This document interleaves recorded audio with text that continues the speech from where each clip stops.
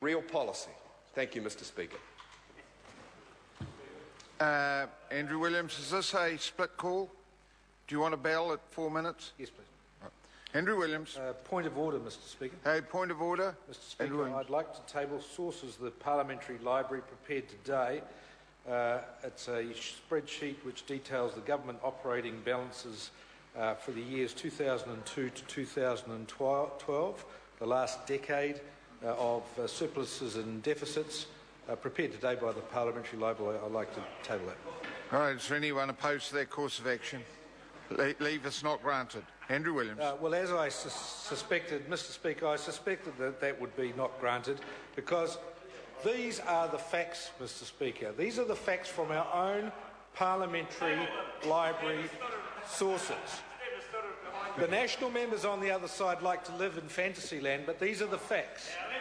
The same facts, Mr. Speaker, the same facts that were printed in the Dominion last week, laying out the 10 years of the last 10 years of deficits and surpluses.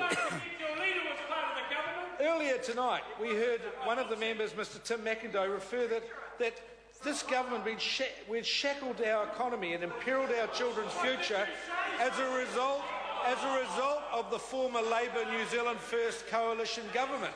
And he tried to make out that all the problems now was as a result of the former Labour New Zealand First government.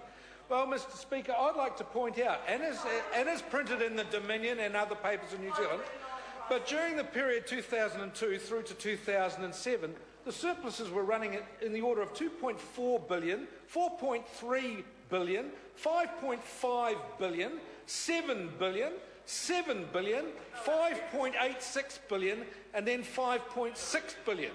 Billions and billions of dollars right through until the following year after the national government took office. Suddenly we're into 3.8 billion deficit. The following year after that, 6.3 billion deficit. The following year, this latest year, 18.4 billion deficit. This year, the budget is 8.4 billion deficit. The following year after that is 7.8 billion deficit. The year after that is 2 billion deficit. And finally, Mr. Speaker, in about 3 years' time, they show that we come into surplus of $197 million. Almost like, you know, so close to the margin of error, it's not funny. So after 7 years of huge surpluses, we now have 6 years of huge deficits.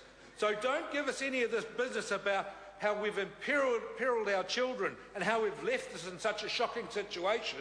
But basically, Mr. Speaker, for the next 2.5 years, we're seeing another $20 billion in deficits from this supposedly brilliant government, brilliant strategist, ex-Merrill Lynch world banker, world financier. We're seeing this economy continuing to go down the drain. And that's what a lot of red looks like to the national members on the other side. Again, this is out of the Dominion the other day. The black lines came through here as the surpluses. All the big reds, funnily enough, all the big reds are from that side of the House, from the national government side of the House. And, Mr. Speaker, further to that, let's have a look at the record over the years. Have a look at this. Average unemployment. And this is the average unemployment by the governments going right back to 1957, unemployment. And it's very interesting because where there's red, that's Labour governments, and sometimes New Zealand First Labour governments.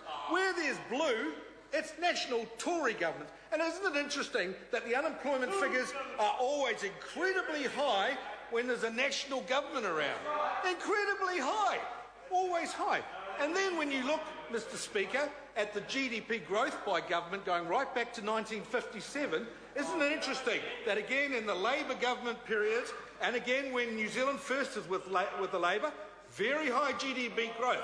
But look at the low points, the blue low points, down here, and look at the latest low point under the national government, almost down to zero. Mr. Speaker, isn't it incredible?